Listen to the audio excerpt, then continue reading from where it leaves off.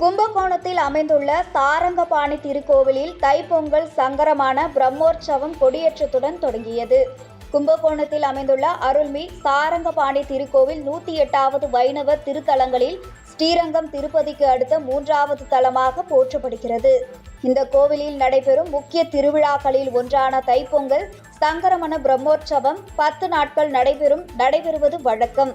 அதன்படி தைப்பொங்கல் சங்கரமண பிரம்மோற்சவம் கொடியேற்றத்துடன் தொடங்கியது. அப்போது கொடிமரத்திற்கு சிறப்பு பூஜைகள் செய்து மேளதாளங்கள் முழங்க கருடாழ்வார் திருவுருவம் பொறிக்கப்பட்ட கொடியேற்றப்பட்டது.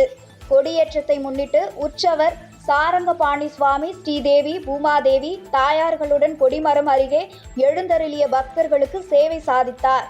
திருவிழா நாட்களில் தினம் காலை மாலை பல்வேறு வாகனங்களில் சுவாமி வீதி உலா நடைபெறுகிறது.